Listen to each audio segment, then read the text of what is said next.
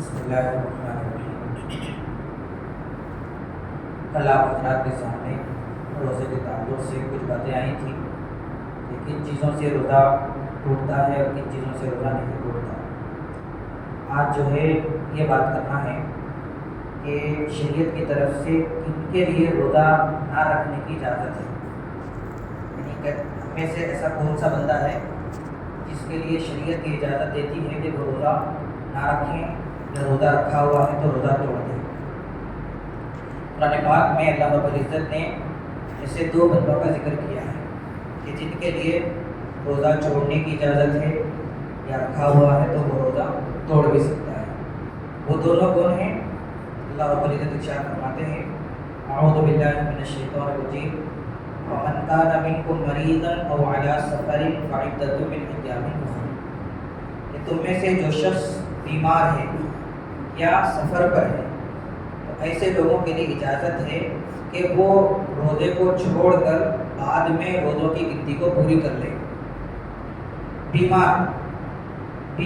بولے تو کیسا بیمار رہنا؟ ایسا بیمار رہنا کہ اس بیماری کی وجہ سے اگر وہ روزہ رکھے گا تو وہ بیماری بڑھ جائے گی، یا جان کا خطرہ ہے، اگر روزہ رکھے گا تو جان جانے کا خطرہ ہے، یا روزہ رکھے گا تو بیماری اور زیادہ بڑھ جائے گی۔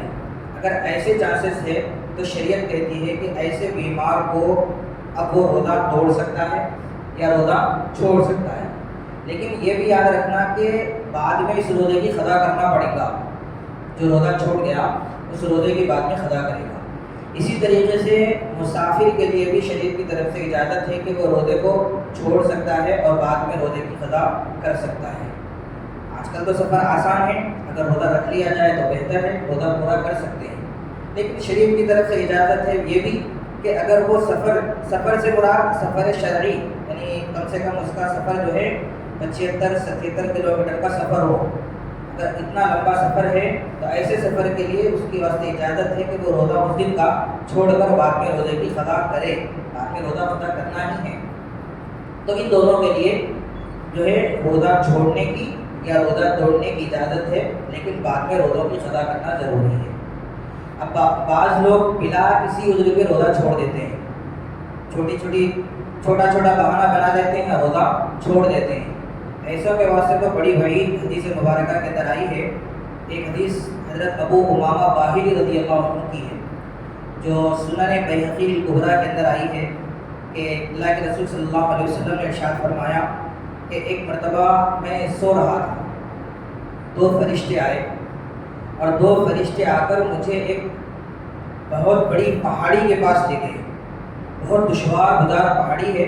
اور وہاں پر لے جا کر فرشتے مجھ سے کہنے لگے کہ آپ اوپر چڑھو۔ تو اللہ کے رسول نے کہا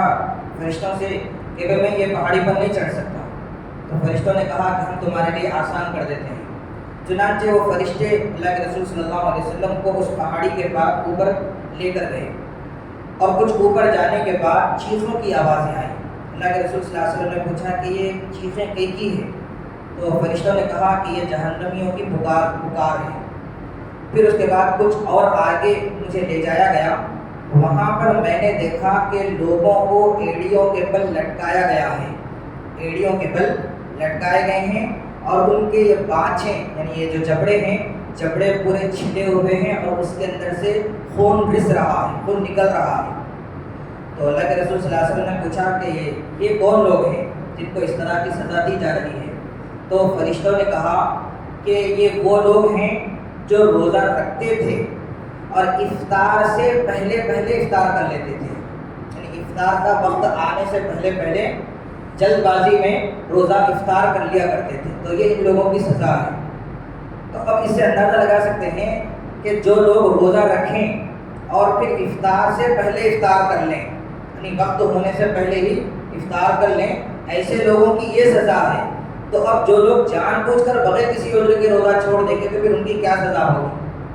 ہم اس حدیث سے اندازہ لگا سکتے ہیں۔ تو بہرحال روزہ چھوڑنا بہت بڑا گناہ ہے، گناہ کبیرہ ہے، لہذا جان بوجھ کر بلا کسی عذر شرعی کے، یعنی ایسی بیماری ہے جس بیماری کی وجہ سے آپ کو بیماری اور بڑھ جائے گی، یا پھر ایسی بیماری ہے جس کی وجہ سے جان کا خطرہ ہے، تو ایسی صورت میں آپ کو شریعت اجازت دیتی ہے کہ بھئی آپ اس دن کا روزہ نہ رکھیں بلکہ بعد میں روزوں کی قضا کر لیں۔ یہ روزہ نہ رکھنے والوں کے بارے سے بہت بڑی بڑی حضرت ابو امامہ باہلی رضی اللہ عنہ کی اس روایت کو نقل کرتے ہیں۔ تو بہرحال کل کچھ ساتھیوں نے مسئلے پوچھے تھے۔ ایک ساتھی نے یہ مسئلہ پوچھا کہ تھوک روزے کی حالت میں تھوک نکل سکتے یا نہیں نکل سکتے، کیونکہ بعض لوگ جو ہے شکی مزاج کے رہتے ہیں، وہ لوگ جو ہے بار بار جا کر تھوکتے رہتے ہیں۔ لوگ بھی جب چھوٹے چھوٹے بچپن میں رہتے تو روزے رہتے ہو ویسے ہی کرتے تھے کہ وہ بار بار جا کر تھوکتے تھے۔ تو یہ تھوکنا، تھوک نکلنے میں کوئی پرابلم نہیں ہے، ہاں تھوک تھوڑی مقدار کا ہو یا زیادہ مقدار کا ہو۔ ہاں علماء نے یہ لکھا ہے کہ تھوک کو جمع کرنا، بہت زیادہ جمع کر لیں، جمع کرنا مکروہ ہے،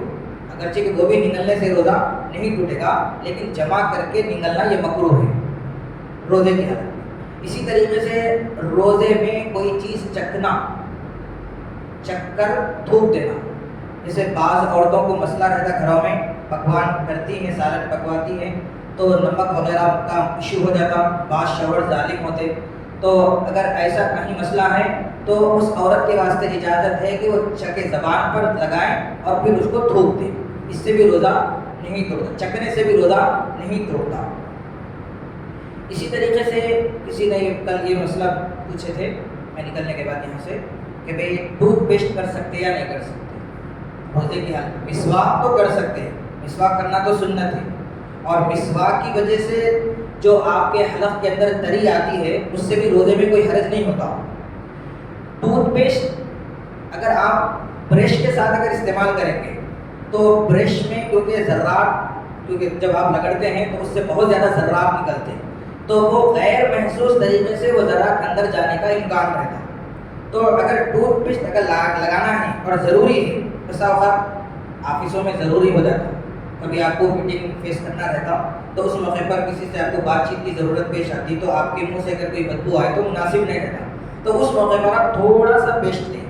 لے کر اور سامنے کے حصے میں تھوڑا سا اس طریقے سے رگڑیں کہ آپ کی بو ظاہر ہو جائے اور اندر ذرا بھی اس کے ذرات نہ پائے جائیں، نہ اندر داخل نہ ہو، اس طریقے سے آپ تھوڑا سا ہلکا سا ٹوتھ پیسٹ لگا کر سکتے ہیں، لیکن اس میں بہت احتیاط کرنے کی ضرورت ہوتی ہے کیونکہ غیر محسوس طریقے سے کچھ ذرات جانے کا امکان رہتا ہے۔ تو برش استعمال نہ کریں، ٹوتھ پیسٹ تھوڑا سا ہلکا سا لے کر دانتوں کے سامنے کے حصے میں لگا لیں تاکہ ہمارے منہ کے اندر جو بو ہے وہ بو ظاہر ہو جائے۔ مسواک کر لیں تو بہت زیادہ بہتر ہے جی۔ اور کسی نے کل یہ بھی مسئلہ پوچھے تھے کہ بھئی احتلام کی وجہ سے روزہ ٹوٹتا یا نہیں ٹوٹتا، نائٹ فال ہونے کی وجہ سے روزہ ٹوٹتا یا نہیں ٹوٹتا۔ تو نائٹ فال کی وجہ سے روزہ نہیں ٹوٹتا، کیونکہ اس میں تو انسان کا کوئی اختیار نہیں رہتا، وہ نیند کی حالت میں ہوتا ہے، نیند کی حالت میں اگر انزال ہو جائے یا احتلام ہو جائے اس سے روزہ نہیں ٹوٹتا۔ ہاں بیداری کی حالت میں اگر کوئی شخص اپنی بیوی کے پاس پہنچا اور کھیلنے کودنے میں، بیوی کے ساتھ کھیلنے کودنے میں اگر نکل جائے، انزال ہو جائے، نہیں نکل جائے، تو پھر آپ کا روزہ ٹوٹ جائے، کیونکہ بیداری کی حالت میں یہ چیز ہوئی ہے، تو بیداری کی حالت میں اگر نکل گیا، انزال ہو گیا تو روزہ ٹوٹ جائے گا۔ نیند کی حالت میں اگر احتلام ہوا تو اس سے روزہ نہیں ٹوٹے گا۔ اور کوئی مسئلہ کسی کے ذہن میں ہو تو ہو سکتا ہے۔ سفر کے دوران افطاری، سفر کے دوران افطاری سفر کے دوران یعنی ہم روزہ رکھنا شروع کر دیے تھے جی، روزہ رکھ کر اب سفر میں نکل رہے ہیں، اب سفر میں نکلنے کے بعد سب سے بہتر یہی ہے کہ آپ روزہ سنبھال سکتے یا نہیں سنبھال سکتے، سفر کی نوعیت کے اوپر اگر آپ سنبھال لے سکتے تو روزہ اس کو کمپلیٹ کرنے کے بہتر ہے، لیکن شریعت کی طرف سے اجازت ہے کہ آپ مثال کے طور پر صبح روزہ سحری کر لیے تھے، آپ روزے کی نیت بھی کر لیے تھے، اب اس کے بعد آپ کا سفر شروع ہوا، 10 بجے 11 بجے آپ کا سفر شروع ہوا، تو آپ جو ہے اس موقع پر سفر کا اگر پکا ارادہ ہے تو آپ اجازت ہے۔ اسی ٹائم پہ کرنا، لوکیشن ٹرین اگر موو ہو رہی تو ایگزامپل یہاں سے ممبئی کو جا رہے ہیں تو کون سے ٹائم کے حساب سے روزہ کھولنا ہے؟ نہیں، آپ روزہ توڑنے کا مطلب یہ ہے کہ افطار سے پہلے آپ روزہ جب کھول رہے ہیں تو اس کو روزہ توڑنا ہوگا۔ نہیں ٹائم پوچھ رہا تھا 6:50 کو اگر حیدرآباد کا ٹائم ہے تو جیسے جرنی میں جا رہے ہیں تو ٹائم چینج ہوگا، 6:50 سے 6:55 پہ جائے گا، 7 بجے کے، تو کون سا ٹائم فالو کرنا پڑے گا اس ٹائم پہ، حیدرآباد کا یا پھر ہم لوگ جو سفر جا رہے ہیں وہ کنٹری اسٹیٹ کا؟ آپ سفر کے وقت اگر آپ سحری کے وقت میں یہاں ہیں جی تو یہاں کے ٹائم کے حساب سے آپ سحری کر لیے، ٹھیک ہے، جی یہاں کے ٹائم کے حساب سے آپ کا روزہ شروع ہوگا۔ اب آپ یہاں سے سفر پہ نکل گئے، جی جب آپ سفر کے لیے نکل رہے، مثال کے طور پر 10 بجے آپ یہاں سے سفر پہ نکل گئے، نکلنے کے بعد اب یہاں پر آپ کو 10 بجے کے بعد سے آپ کو پرمیشن مل گئی، جی آپ کو 10 بجے کے بعد سے شریعت پرمیشن دے رہی کہ آپ جو ہے اپنا روزہ چھوڑنا چاہے تو چھوڑ سکتے ہیں، لیکن کنٹینیو کر لیں، اور وہاں پر جانے کے بعد جو ٹائم ہے اس ٹائم کے حساب سے آپ اگر پورا روزہ پورا کنٹینیو کر لیں تو جہاں پہنچیں گے آپ وہاں پہنچنے کے بعد اپنا روزہ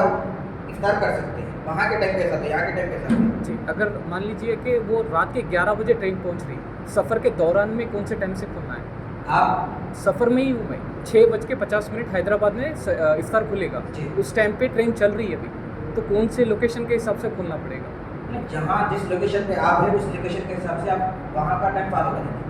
تو ہر ٹائم ٹیبل تو اپنے پاس نہیں ہوگا نا، اسے تو مغرب ہے یا پھر آپ اذان؟ جہاں پر رہیں گے، جی جہاں پر آپ جس وقت رہیں گے آپ کو وہاں کا ٹائم ہی فالو کرنا پڑے گا۔ جی آپ یہاں ہیں تو یہاں کا ٹائم فالو کریں گے، آپ کہیں درمیان میں یہاں سے دوسری جگہ گئے آپ کو وہاں پر جانے کے بعد وہاں کا ٹائم فالو کرنا پڑے گا۔ ٹھیک مثال کے طور پر اب کوئی شخص سعودی میں ہے، ٹھیک ہے، وہاں سحری کر کے انہیں نکل گیا، یہاں آ گیا تو وہاں کے حساب سے سحری کرا تھا، یہاں کے حساب سے انہیں افطار کرا، تو یہ وہاں کے حساب سے انہیں وہاں کا ٹائم فالو کریں گے، یہاں پر آنے کے بعد پھر یہاں کا ٹائم فالو کریں گے۔ ویسا نہیں کریں گا کہ بھائی وہاں سے یہاں پر وہاں اور یہاں کے مقابلے میں اگر دیکھا جائے تقریباً 2.5 گھنٹے کا فرق ہے تو لہٰذا 2.5 گھنٹے بڑھا دو، ویسا نہیں۔ اگر وہاں آپ سحری کر لیے، یہاں اگر آگے آپ افطار کے وقت میں تو پھر یہاں کا ٹائم فالو کریں گے۔ روزے کی حالت میں خے ہو گئے تو کیا حکم ہے؟ روزے کی حالت میں اگر خے ہو جائے تو کوئی پرابلم نہیں، آپ کا روزہ کنٹینیو رہے گا، خے ہو جائے تو۔ ہاں خے ہم کریں خود سے دیکھیے خے ہونے میں کبھی کیا ہوتا، کبھی ڈکار آتا، روزے کی حالت میں کبھی ڈکار آئے تو تھوڑی سی پچکاری منہ میں آتی، آپ اس کو نکل لیں، اس سے روزہ نہیں ٹوٹتا۔ اب ہے خے منہ بھر کر آئے، منہ بھر کر مطلب یہ ہے کہ آپ اس کو منہ میں رکھ نہیں سک رہے، آپ اس کو فوراً تھوک دیے، اس سے بھی آپ کا روزہ نہیں ٹوٹے گا۔ ہاں منہ میں آئی، آپ منہ میں پکڑنے کے بعد پھر فوراً نکل گئے، منہ میں آ گئی، منہ میں اس کو پکڑنے کے بعد پھر نکل گئے، اس سے روزہ منہ بھر کر ہو اور وہ نکل گئے تو اس سے روزہ ٹوٹ جائے گا۔ نگلنے سے ٹوٹے گا، تھوکنے سے نہیں ٹوٹے گا۔ اگر آپ جو چیز آئی باہر آپ اس کو دوبارہ ریٹرن کر لیے تو اسے ٹوٹے گا۔ اسی طریقے سے آپ خود بخود خے کر رہے ہیں تو اس میں بھی یہی حکم ہے کہ خے اگر آپ کریں اور منہ بھر کر ہو گئی خے، اس سے بھی روزہ ٹوٹ جائے گا۔ ہونا الگ ہے، کرنا الگ ہے، ہو گئی تو کچھ فرق نہیں پڑتا، اگر ہم خود سے کریں تو اس سے روزہ ٹوٹ جائے گا۔ دانتوں میں سے خون نکلا،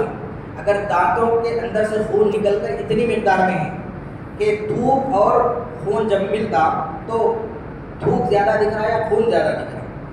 اگر تھوک زیادہ ہے آپ کو محسوس ہو گیا کہ تھوک زیادہ ہے، کیونکہ جب وہ آپ کے منہ میں آنے کے بعد آپ اس کو محسوس کر سکتے، اس کا مزہ،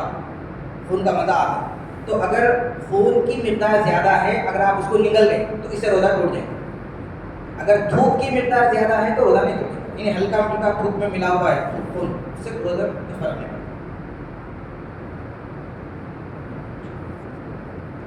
اللہ